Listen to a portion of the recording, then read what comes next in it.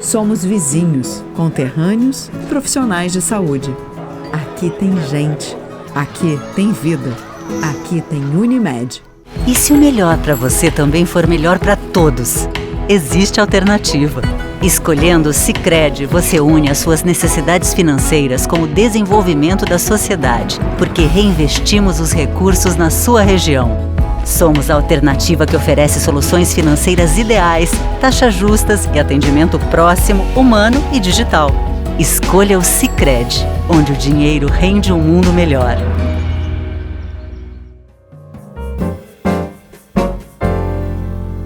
Muito boa noite, senhoras e senhores. Estamos começando mais uma edição do painel aqui pela TV Erechim, obviamente, e nós estamos numa parceria com a Unimed Erechim.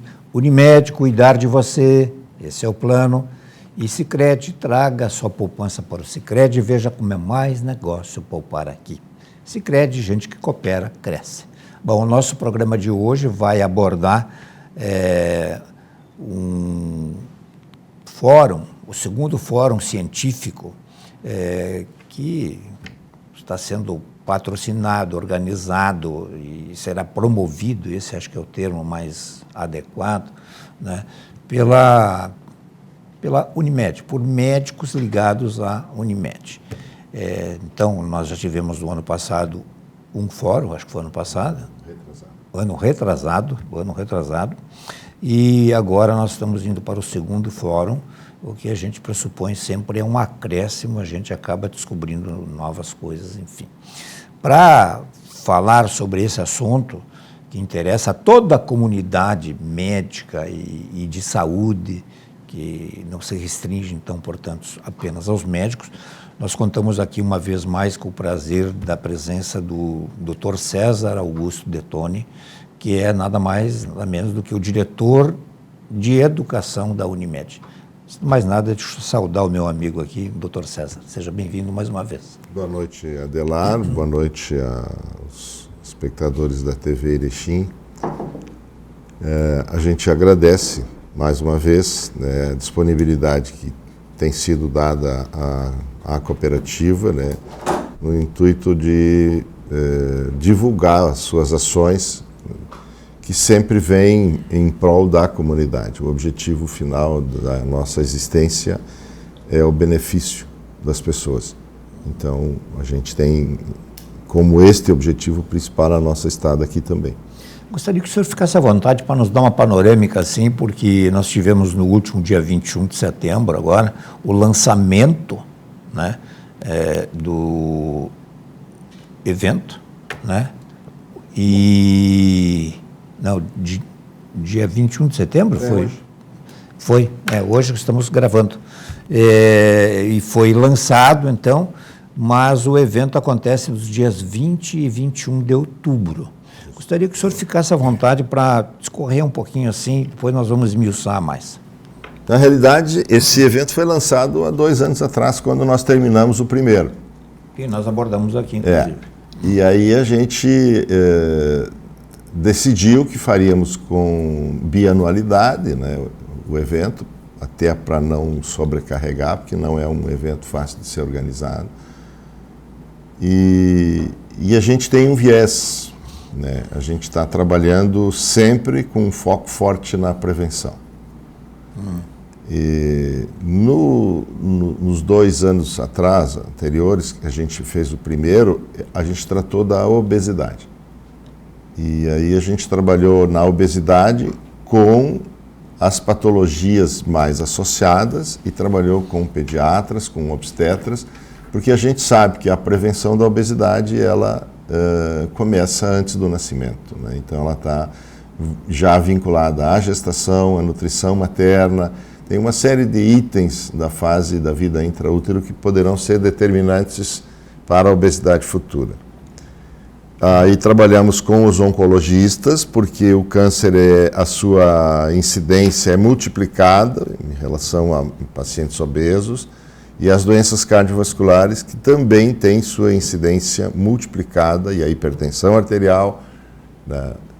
Então a gente trabalhou com os pediatras, com os obstetras, para a questão da prevenção, do que se fazer para poder minimizar, diminuir a incidência, e trabalhamos com os profissionais das áreas.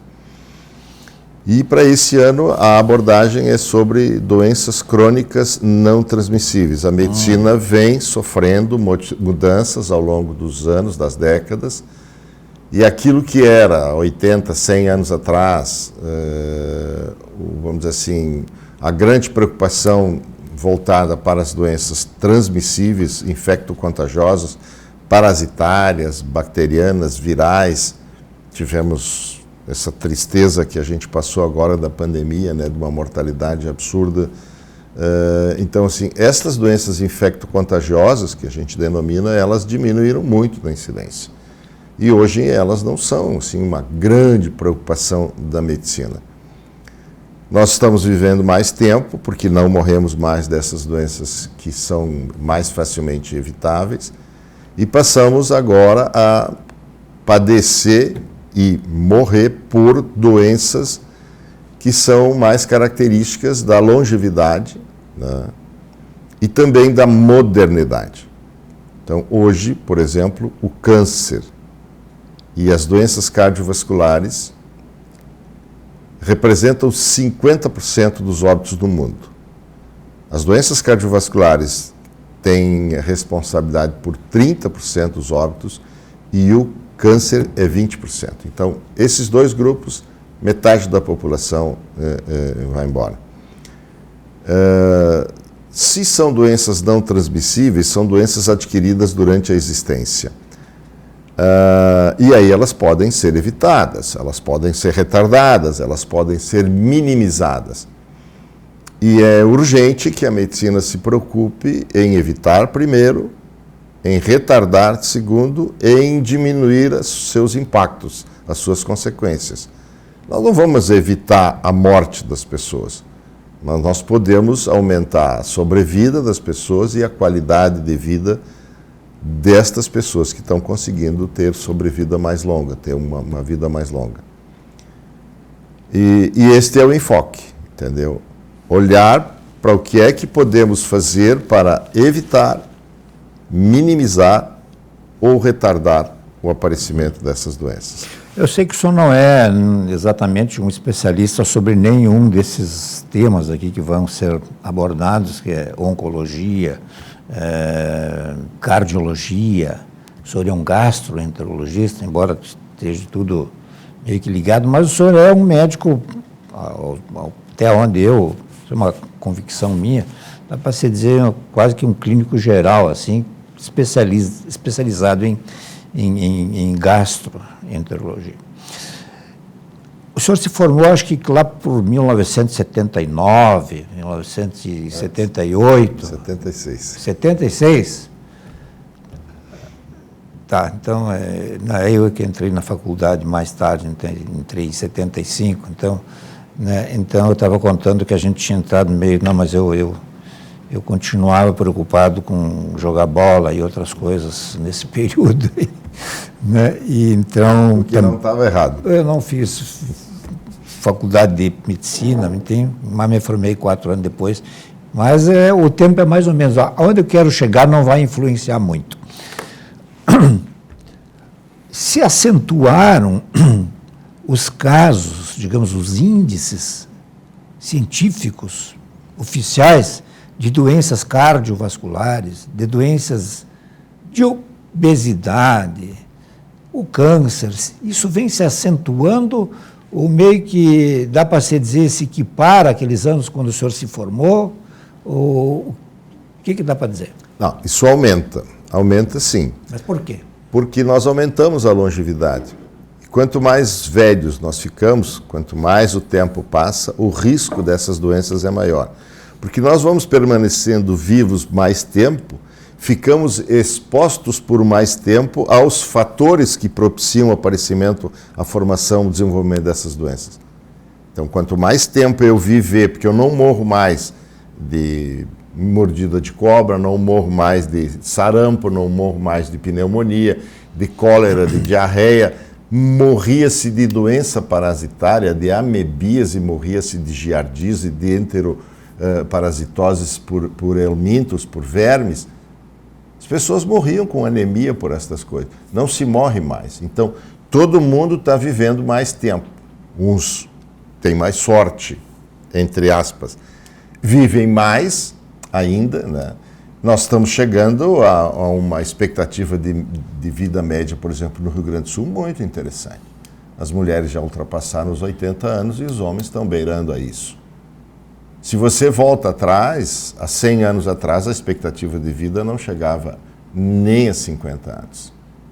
Ou seja, nós aumentamos 50%. o adágio popular, aquele se ficar o bicho come, se correr o bicho pega, é válido. Sim, se nós continuamos vivos, obviamente vamos aumentando o risco dessas doenças crônicas. Ela vai te pegar um dia. Ela vai me pegar. E a gente incluiu aqui uma doença que não tem alta taxa de mortalidade, mas tem alta taxa de morbidade ou de adoecimento, de sofrimento e perda de capacidade funcional, que são as doenças osteoarticulares. Então a traumato e a ortopedia foi incluída. Porque a gente tem os traumas, as quedas, por exemplo, nos Estados Unidos, para pessoas idosas, as quedas são uma das principais causas de mortalidade. Pois é. É a 10ª causa. Eu não conheço ninguém com mais de 65 anos, ou 70, ou até menos, ou até reduzir, que, olha, é impressionante o número de casos, não sei se as pessoas, se eu atraio isso aqui, é dor de coluna, é bico de papagaio, dói um braço, dói a perna, dói até a unha, dói tudo. Dói. Por quê? Porque nós vivemos mais também. Porque vivemos mais também, porque às vezes vivemos mais, temos sobrepeso e temos obesidade, que sobrecarrega o nosso sistema, porque às vezes temos vícios posturais e laborais né, que são inadequados e principalmente porque às vezes temos um excesso de estresse. Na base da doença cardiovascular, o estresse está muito, muito potente. Agora, se eu tenho estresse durante 20 anos, eu tenho um risco de desenvolver uma doença. O câncer também tem a ver com isso. Porque o sistema de estresse, ele modifica a bioquímica de todo o nosso corpo. Muda o sistema químico, muda o sistema hormonal, e isto é prejudicial à saúde. Então, que atinge o que, basicamente? Tu tem que tomar remédio? Não, tu não tem que tomar remédio. Para depressão, para ansiedade? Não. Ou pode atingir, digamos, o organismo em geral? Este é o grande problema nosso, porque nós baseamos o nosso agir da medicina, o atuar da medicina, em tratar problemas. Se eu estou falando em doença adquirida, eu posso prevenir, eu posso evitar. Esse é o grande desafio. Enquanto a gente ficar apenas investindo em tratamento de doença e não ter ações preventivas de evitação, de minimizar o agravamento, de evitar desfechos futuros. Eu tenho um diabetes, então eu vou tratar o diabetes, eu não tenho como. Está me entendendo? Eu poderia ter retardado o aparecimento de diabetes? Poderia. Bom, agora eu tenho.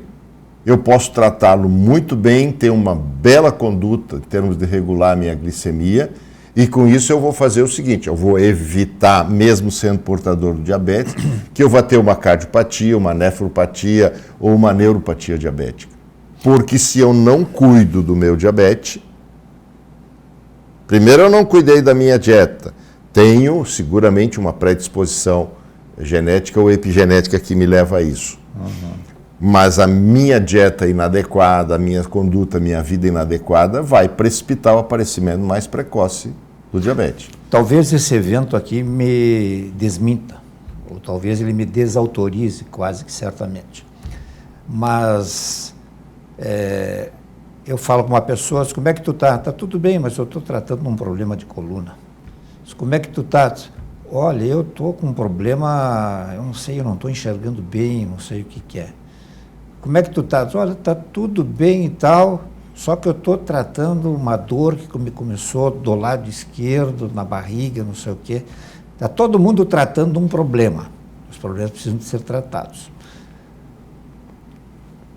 Essa ação da Unimed não poderia ganhar um título assim, vamos começar a tratar da sua saúde, da sua não doença? Cuidar da sua saúde. Esse é o grande desafio que a medicina mundial tem hoje. Tem muitos países fazendo isso.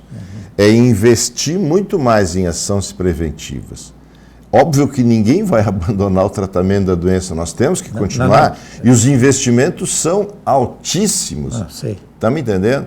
Mas quando eu tenho uma ação preventiva e eu consigo evitar um desfecho, ou consigo evitar a ocorrência de uma doença, eu tenho uma economia fantástica. Então, hoje, todos os cálculos matemáticos apresentam uma coisa assim de retorno de 5 até 7 para cada um investido, quando eu faço investimento para evitar doenças.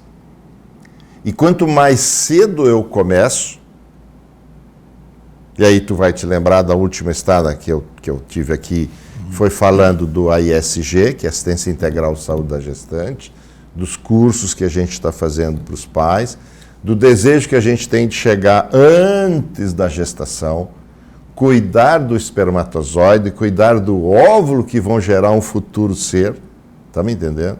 Eu não estou preocupado em cuidar apenas a partir da gestação. As preocupações são para o futuro. Bom, ações práticas, devagarzinho vamos implantando.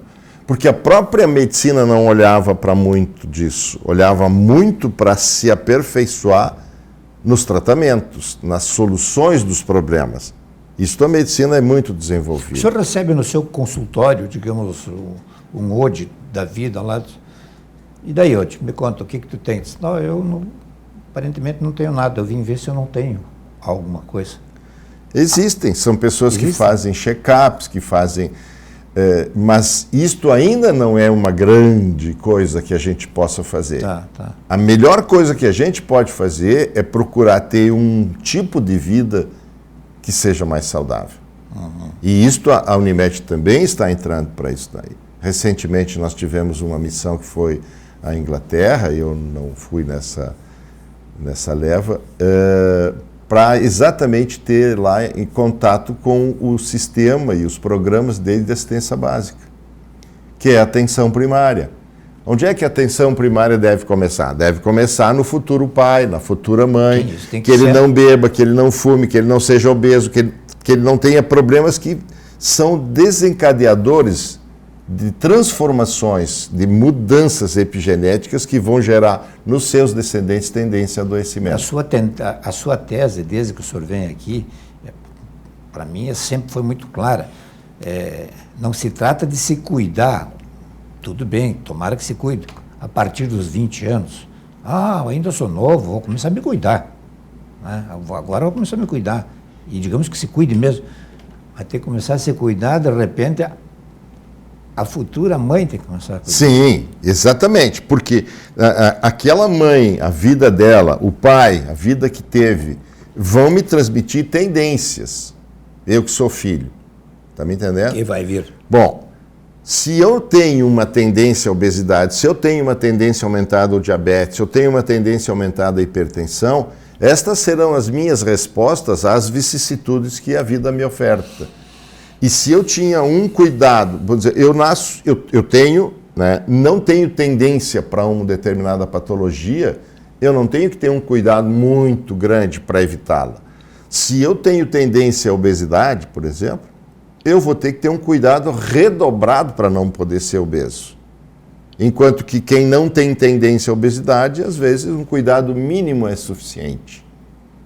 Se eu tenho tendência a desenvolver doença cardiovascular, e eu tiver obesidade, e eu tiver hipertensão, eu vou desenvolver isso muito mais rapidamente e de forma muito mais grave do que outra pessoa que tem um comportamento igual e não tem a tendência. Então, não se trata só do meu modo de viver, trata-se também de quanta suscetibilidade eu tenho para a doença. E isto hoje está se vendo que muito é de aspectos genéticos como consequência de atuação de fatores ambientais sobre duas, três gerações anteriores à minha chegada até aqui. Então, quando nós estamos trabalhando apenas no indivíduo, nós já estamos atuando de forma tardia, muito precoce para a concepção da medicina atual. Mas quando eu estou trabalhando com uma gestante, acompanhando ela, orientando ela na dieta, na atividade, na relação com seu filho, na maneira de cuidar, eu estou prevenindo as gerações futuras. Aí eu estou começando cedo. De 1 a 10, quantos têm essa consciência? Bom, é muito difícil saber, né? Sei, mas... Porque entre tu ter a consciência e tu ter alguma atitude prática, tu ir fazer alguma coisa porque tu ter a consciência, tu ter o conhecimento não serve para nada. Isso só vai ter valor se isso é transformado na prática. Então, isso precisa ir para lá. Então, quando nós estamos falando agora de cardiologia, estamos falando de oncologia, etc., estamos falando em prevenção. Está me entendendo? Sim, sim. E a gente vai ter que trabalhar. Obviamente que vamos trabalhar também sobre os tratamentos modernos. Não vamos simplesmente ter um foco. Não. Vai ter falas também sobre modernidade, sobre novas possibilidades, novas terapias, sobre os custos que isso está trazendo. Está me entendendo? Isso é assustador. Então, esse pessoal que esteve lá na Inglaterra vendo aquele modelo já trouxe para cá alguns conceitos, já está se trabalhando nesse sentido, e nós vamos trazer também um palestrante que vai falar sobre a atenção primária à saúde. Essas novas descobertas, elas estão, digamos, ao alcance da população em geral, ou é muito complicado? Não é tão fácil assim, né? Porque hoje a gente tem uma medicina dominada pela macroindústria farmacêutica e de equipamentos. O médico, de certa forma, perde um pouquinho do seu papel, que ele tem um papel importante que está sendo relegado na atenção, no tratamento aos pacientes, e onde há uma tentativa de substituir tudo por remédio e equipamento. Está me entendendo? E aí, a figura do bruxo, a figura do médico, ela perdeu a força. E a medicina ficou uma coisa muito mecânica. Ela ficou muito desumanizada. A expectativa é no remédio.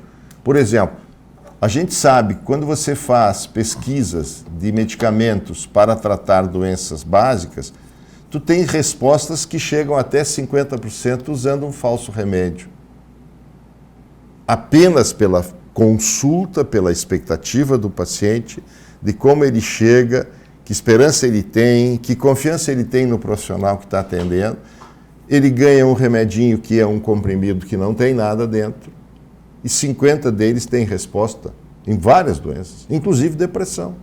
E como é que explica isso? Como é que explica isso? Explica a mente humana. E a fé? Nós vamos ter palestrantes que vão falar sobre espiritualidade. Nós temos um cardiologista que vai falar muito sobre isso. Não seria o caso de se vender em farmácias, digamos... Pílulas de espiritualidade. Pílulas digamos, eu quero uma caixinha de fé. Eu acho que talvez quem tem a responsabilidade de fazer isso são os educadores, são os pais, são as famílias. Claro que não está se falando de religiosidade, porque as religiões são práticas que os humanos criaram para, de certa forma, professar a sua espiritualidade, tentar fazer isso. E aí começa a ter toda a questão da humanidade dentro da religiosidade. A espiritualidade é uma ligação que cada indivíduo deve desenvolver e fazer numa ligação direta com uma figura superior. Não é tão incomum, digamos, eu nem sou médico, você deve ter ouvido muito mais, né? A gente ouve muitos relatos assim, o que salvou a pessoa, ela nunca se entregou. Eu conheço muito. Ela tinha, assim, tinha certeza que ia dar. Eu conheço. Claro que isso não proporciona às pessoas, não proporciona às pessoas índices de cura maravilhosos. São anedóticos, são eventuais os casos que acontecem isso. Mas em pesquisa feita nos Estados Unidos, foi lá por volta de 88, por aí, 90, eles fizeram uma pesquisa, 2.600 casos levantados de curas milagrosas 10% eram verdadeiros. E a base desses casos estudados, que eles tinham realmente curado uma doença grave, uma enfermidade avançada, a maioria câncer, 85% era fé. Vamos falar um pouquinho sobre esses 3 temas, então. Eu sei que não é exatamente nenhum deles, como já disse antes. Quem vai falar sobre, então, o primeiro, que é sobre cardiologia? O Dr. Célio?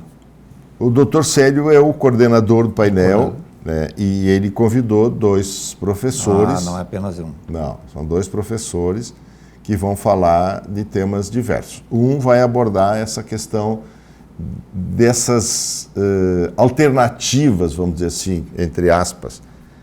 Nós tentamos trazer há 2 anos atrás um profissional que iria falar sobre espiritualidade, que é de São Paulo, e ele não conseguiu vir, furou a nossa data. Numa entrevista que eu vi dele, ele disse assim: a espiritualidade está na hora de sair das igrejas. Ela deve ir para a ciência. A ciência precisa urgentemente entender a espiritualidade. Entender a espiritualidade como uma necessidade humana. Então ela precisa saber o que mais isso pode ocasionar para o ser humano, esta ligação. E ele disse assim: a igreja vai ficar, cada religião, cada secção das igrejas todas no mundo vão ter os seus dogmas, as suas crenças, entendeu? É diferente do que tem acontecido em alguns casos, onde aí que as pessoas fazem milagres ao vivo e tal. Sim, não, isso é outra coisa. Na realidade, assim, os espertos que são metidos a fazer milagres sempre dizem: eu não faço milagre. Até Jesus Cristo dizia isso. É a tua fé que te curou. Então, porque o milagroso... Isso é uma maneira de lavar as mãos? Não, o milagroso tem consciência que ele não pode tudo, ele não vai curar todo mundo, tá me entendendo?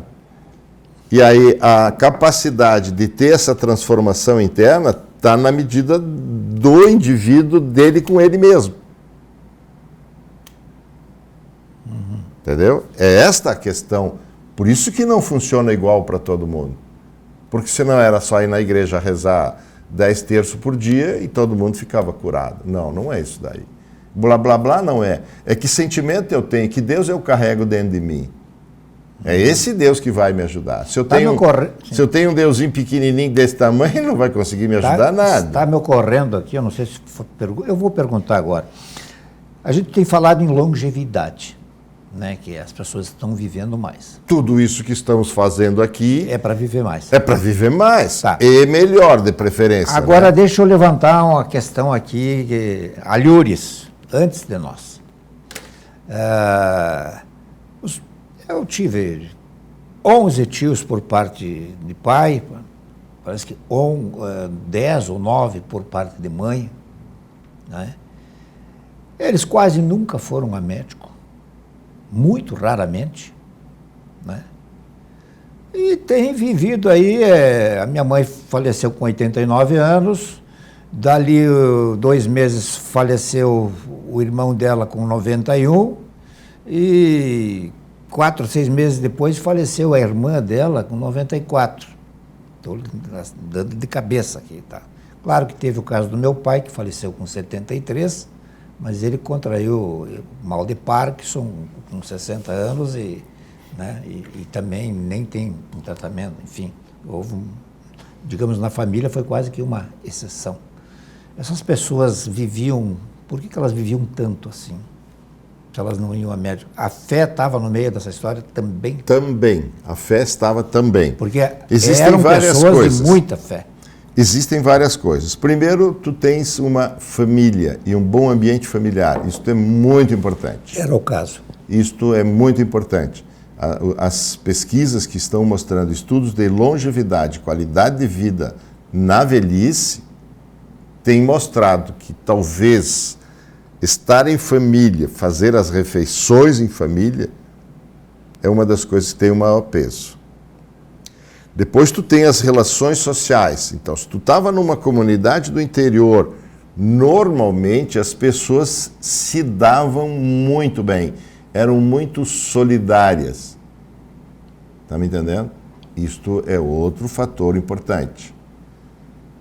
Outra questão importante, a atividade física. Então, a maioria dessas pessoas trabalhava em atividade agrícola, que era eminentemente braçal.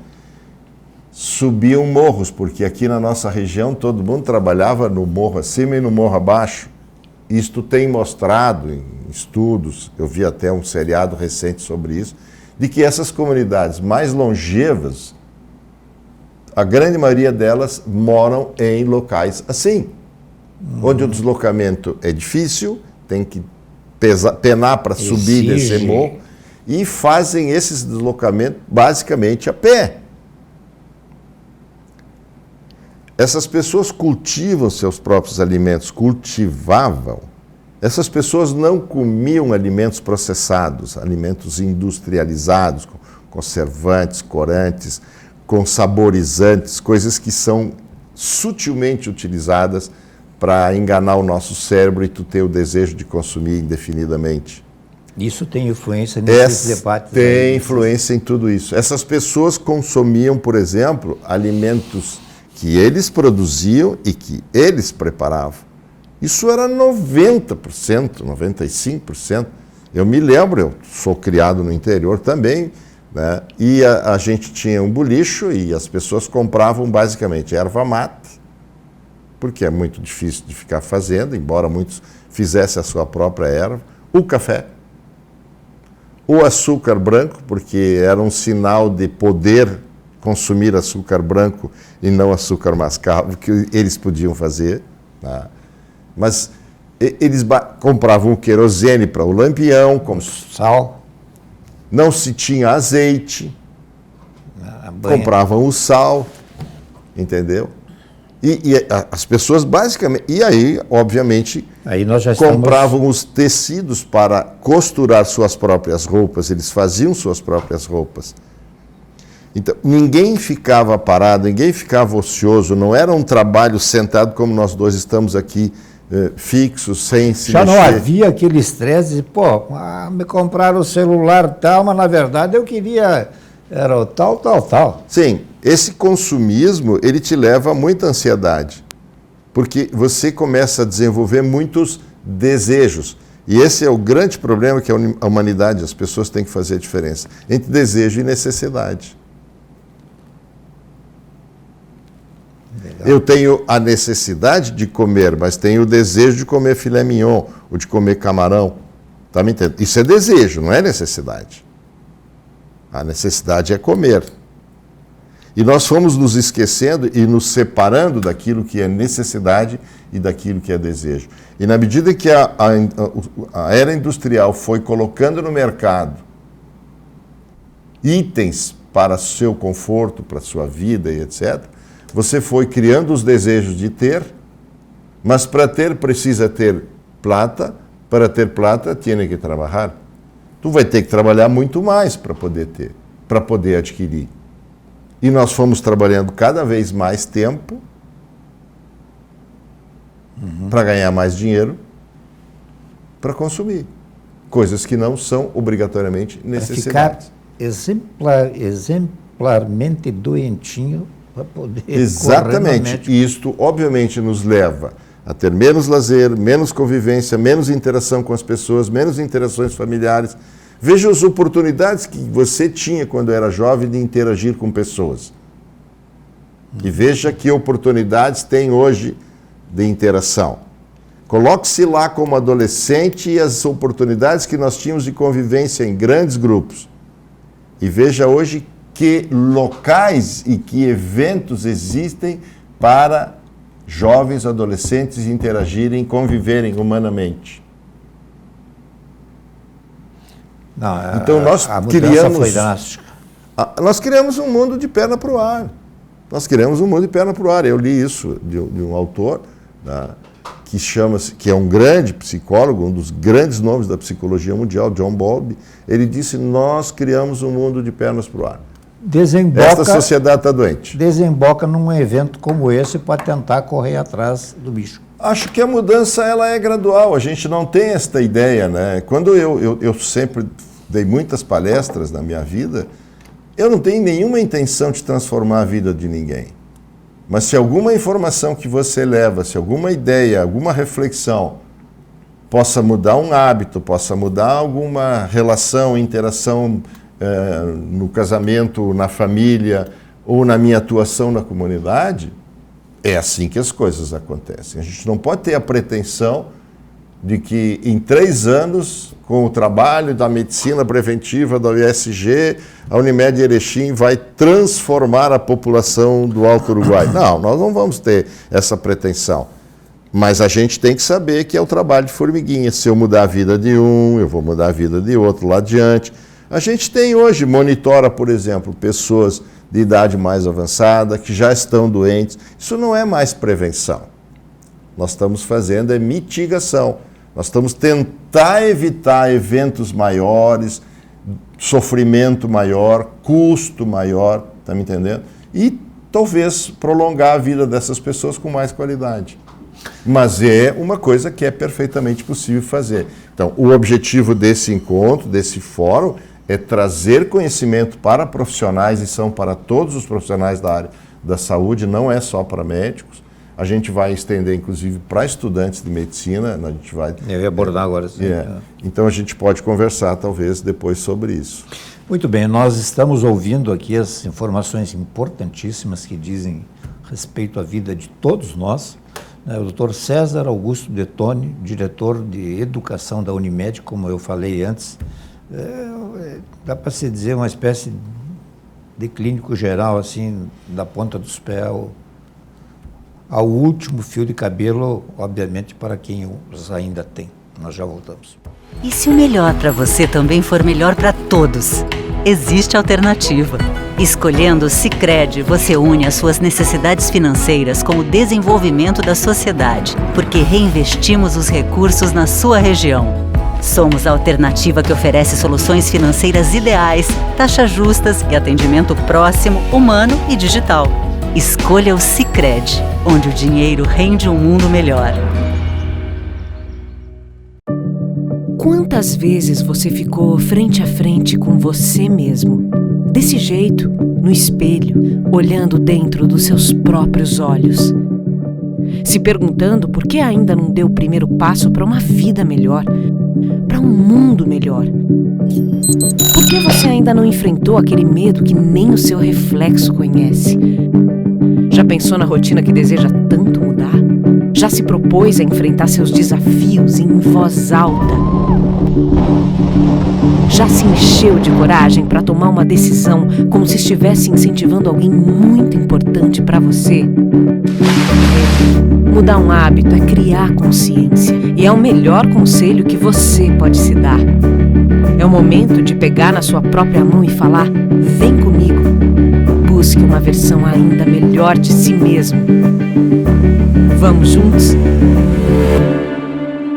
Mude um hábito. Unimed. Muito bem, nós estamos de volta então hoje com o Dr. César Augusto Detoni, diretor de educação da Unimed, uma das diretorias mais importantes, e tem mostrado aí um trabalho bastante interessante aí desde que assumiu esse cargo aí. Eu acho que essa passagem, essa troca de informações para o público, não raras vezes é o que faz a diferença, né? Tem muita gente assim que precisa mais de informação, né? E nada melhor do que o médico. Doutor César, eu queria fazer uma pergunta seguinte, ó. Nós temos tido muitos casos de câncer aqui em Erechim e eu acho que no mundo inteiro. Não sei se nós já vivemos um período tão acentuado com a doença assim, ou ela está em franco desenvolvimento, crescimento, ou ela está embutida também nesse combo aí como resultado de coisas mal feitas? Bom, o que a gente tem observado, eu não sou da área, mas da minha área, por exemplo, a gente tem 2 tumores do aparelho digestivo que a gente pode comparar muito bem. Há 30 anos atrás, os americanos começaram a dizer: o câncer do estômago nos Estados Unidos está diminuindo. E nós dizíamos aqui no Brasil: aqui não. Tá bem? E aí os americanos disseram assim: o câncer de cólon está aumentando. De uma proporção que, em pouco tempo, isso aconteceu, a incidência do câncer do cólon ultrapassou o estômago, que era o primeiro em incidência lá. E nós aqui também, o estômago era o primeiro em incidência. E hoje isso está acontecendo aqui, nos últimos 10, 12, 15 anos, aqui no Brasil começou a ter o mesmo fenômeno. As estatísticas começaram a mostrar que o tumor de cólon é mais frequente que o tumor de estômago. E a gente percebe no dia a dia. Enquanto antes você diagnosticava, às vezes, 2 até 3 tumores de estômago no mês, às vezes era um só, de repente você passa 2 meses sem ver um caso. Então, assim, o que tem por trás disso? São vários fatores, né? Mas tudo mostra que o ambiente onde nós vivemos, o comportamento que temos, o que comemos, como preparamos, vai modificando a sua interação pessoa, humano, organismo, com o ambiente, com as coisas ambientais. E há, obviamente, uma interligação muito forte da incidência desse tipo de doença desta forma. Eu, indivíduo, e também o ambiente que me cerca. Obviamente tem muitas coisas conhecidas, substâncias, por exemplo, que são cancerígenas. Então, o que leva uma célula a sofrer um transtorno no seu processo reprodutivo e se tornar uma célula anômala, e onde começa, aos poucos, o processo da formação do câncer, tem a ver com várias substâncias químicas, tem a ver com infecções virais. Por exemplo, o câncer do fígado. O câncer do fígado é uma doença eminentemente ligada à presença de vírus de forma crônica no fígado. Então, a grande maioria dos tumores advém da infecção viral. Se eu pegar 70 anos atrás, não se tinha nenhuma capacidade de relacionar a existência do vírus do fígado com a incidência do câncer. Nós diagnosticávamos o câncer, não tínhamos nenhuma capacidade de tratar, até porque o tratamento ainda hoje, apenas o transplante resolve o problema, né? Então não conseguimos progredir no tratamento da doença. É só a retirada do órgão num tempo hábil, ainda quando sem metástase. Mas hoje se sabe definitivamente que ele é causado basicamente por uma infecção viral. E ele tem menos incidência nas outras doenças crônicas inflamatórias do fígado, né? Mas basicamente é ligado ao vírus. O carcinoma do colo do útero se sabe que é basicamente ligado a uma infecção viral. São vários vírus do papiloma. Então, o que a medicina está fazendo hoje? A vacinação precoce. Com isso, vamos evitar o câncer. Precoce quando? Antes da puberdade. As meninas e os meninos também deveriam ser vacinados. A gente tem campanhas públicas nesse sentido, há muito preconceito às vezes, há muito medo dos pais, mas tem que abrir os olhos, porque esta é uma doença evitável. Está me entendendo? Então, assim, há uma mudança. Agora, quanto mais tempo eu viver, maior é o risco eu tenho de ter uma doença neoplásica, um tumor. Assim como as doenças cardiovasculares. Porque o processo de controle, o processo de relação do meu organismo, das minhas células com o ambiente, da exposição a fatores chamados oncogênicos, ele vai sendo cada vez mais longo. Quanto mais velho eu estou, mais eu estou exposto.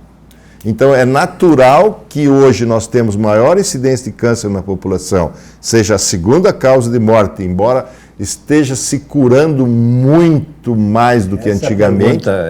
Hoje nós curamos, assim, a grosso modo, mais de 50% de todos os tumores. Um tumor de cólon, por exemplo, a cura hoje é mais de 75%. Tumor de estômago que se curava 20%, 30% é mais que 50%. Intestino, que é a sua área. Intestino grosso é o tumor do cólon, né? Esse aí cura praticamente, a chance de você curar é de 70%. Gira em torno disso, depende do centro que você está. Se você pegar em estágios iniciais, a cura é 100%. De quanto tempo seria, ou a partir de que idade seria interessante a pessoa fazer uma colonoscopia? Que é a sua área, eu vou fugir, me Hoje permita um pouquinho. se reduziu a faixa de 50 para 45, porque se viu que tem alguma incidência, né, de algumas pessoas com tumores mais precoces, com idade menos avançada. Eu já vi tumor de cólon de reto com 22 anos, colega universitário, estudante veterinário do meu tempo. Mas isso não é a regra. Agora, quando tu tem uma história familiar, tem várias pessoas na família, tu deve começar um pouco mais precoce. Mas via de regra, 45. Chances de cura. Se você faz colonoscopia e pega a lesão neoplásica ainda não malignizada, que são os pólipos, os adenomas, você retira e está resolvido. E aí, periodicamente, você revisa. Se a pessoa continua fazendo pólipo, ela tem que continuar revisando periodicamente, então de 3 anos, 5 anos, e ir retirando as lesões, porque essas lesões são propícias a desenvolver. A grande maioria dos tumores malignos advém dessas lesões benignas chamadas adenomas. O senhor concorda que com a frase ou com o conceito que eu ouvi um médico dizer que o intestino é o segundo cérebro da pessoa? A gente pode dizer assim que o tubo digestivo contém um número aproximado de 1 bilhão de células nervosas. Nós temos 80 bilhões, 86 bilhões de neurônios, tá uma coisa, porque se começou no começo da neurociência falando em 100 bilhões, hoje está se falando em 86. Mas no intestino, fora do cérebro, é a área que mais contém neurônios.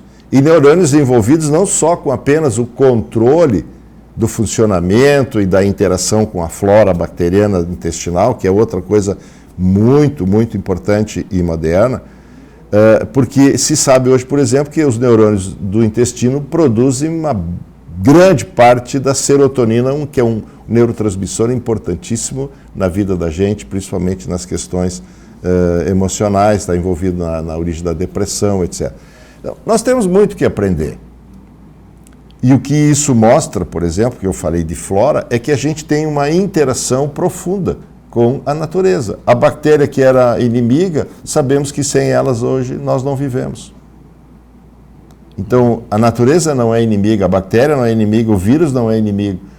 O que acontece às vezes é que tu tem bactérias que nós não sabemos lidar bem com elas, ou perdemos a capacidade de lidar com elas e aí adoecemos. Tu tem um vírus, e nós somos todos testemunhas. Quantos passaram o Covid e foi uma coisa absolutamente banal? Então, depende do meu organismo como ele lida com este agente biológico. Se ele faz uma resposta inapropriada, ele pode desencadear um adoecimento muito grande. Se ele tem uma resposta adequada, pode não ter adoecimento nenhum. Então, não é o vírus que é o problema, são nós que somos diferentes, não somos todos iguais, e lidamos de forma diferente com o mesmo agente. A medicina, a saúde, enfim, é uma área, não precisa nem explicar, extremamente delicada, as pessoas se interessam e tal.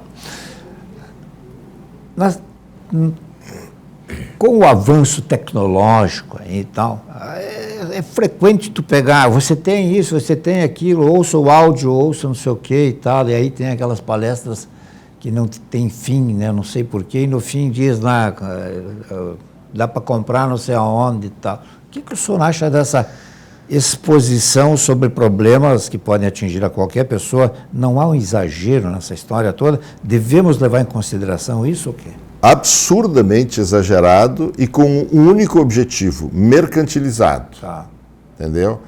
A medicina ainda é uma prerrogativa de intimidade, privacidade de dois indivíduos, dois seres humanos, médico e o paciente, que se sentam num lugar específico para isso, para poder tratar cada um do seu problema.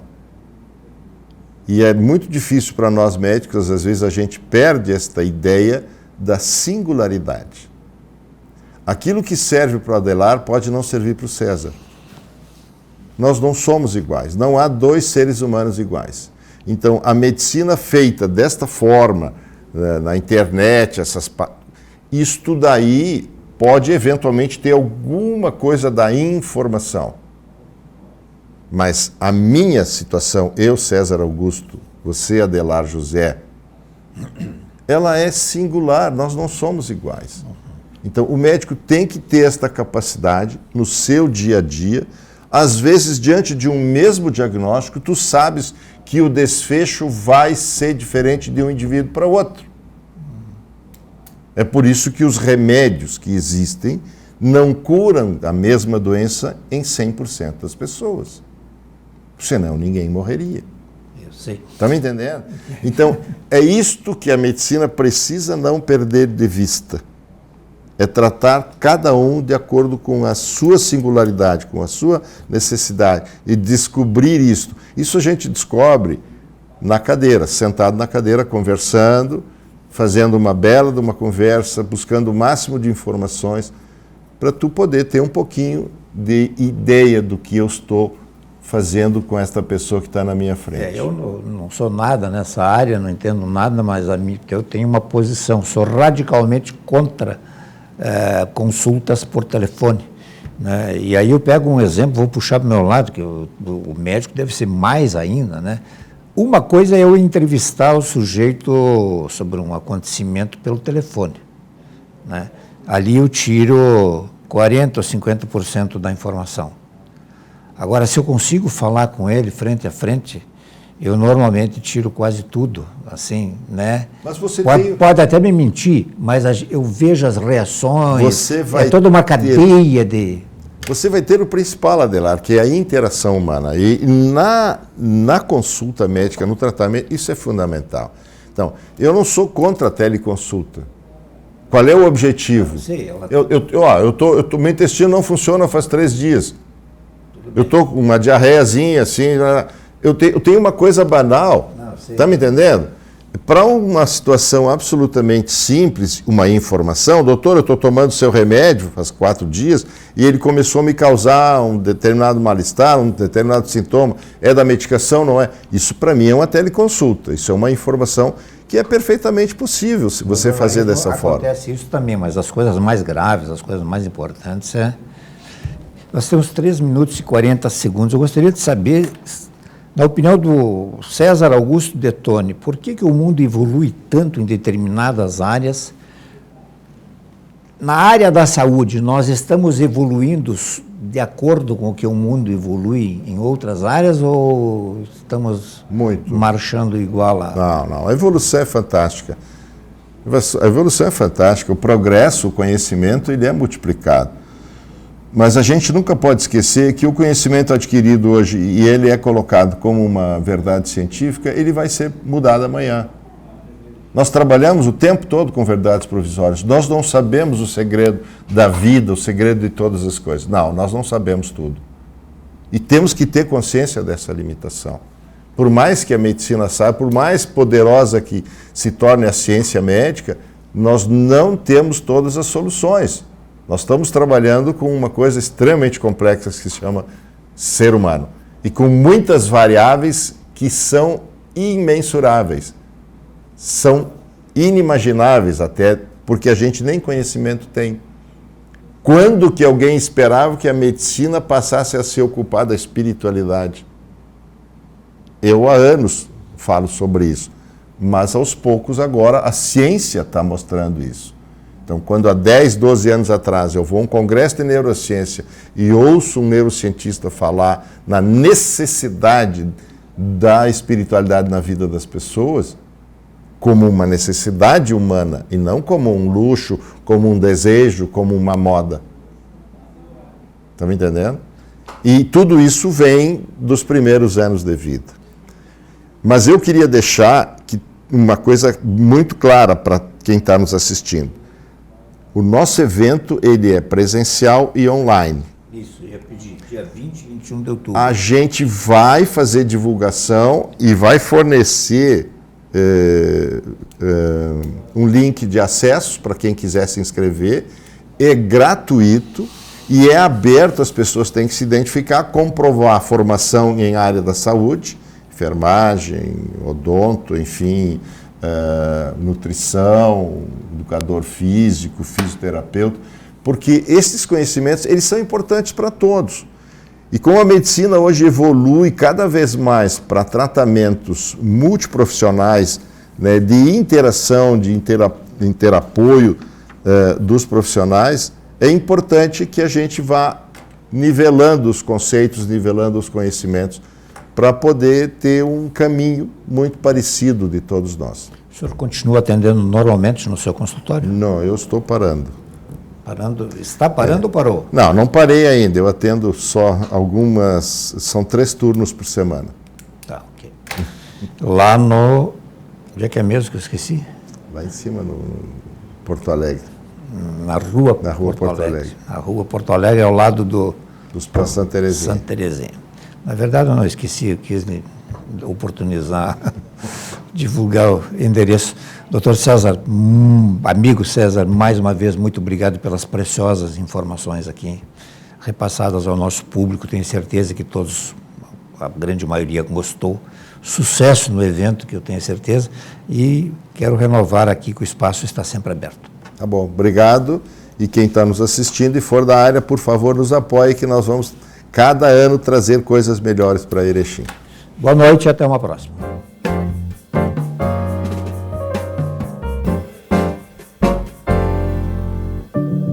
Quantas vezes você ficou frente a frente com você mesmo, desse jeito, no espelho, olhando dentro dos seus próprios olhos, se perguntando por que ainda não deu o primeiro passo para uma vida melhor, para um mundo melhor?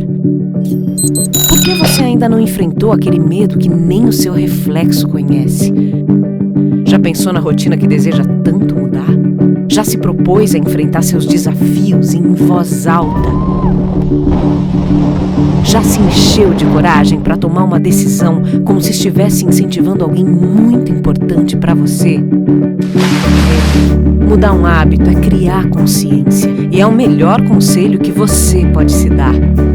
É o momento de pegar na sua própria mão e falar: vem comigo.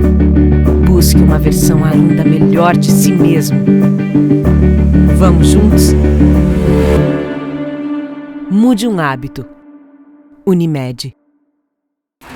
E se o melhor para você também for melhor para todos? Existe alternativa. Escolhendo o Sicredi, você une as suas necessidades financeiras com o desenvolvimento da sociedade, porque reinvestimos os recursos na sua região. Somos a alternativa que oferece soluções financeiras ideais, taxas justas e atendimento próximo, humano e digital. Escolha o Sicredi, onde o dinheiro rende um mundo melhor.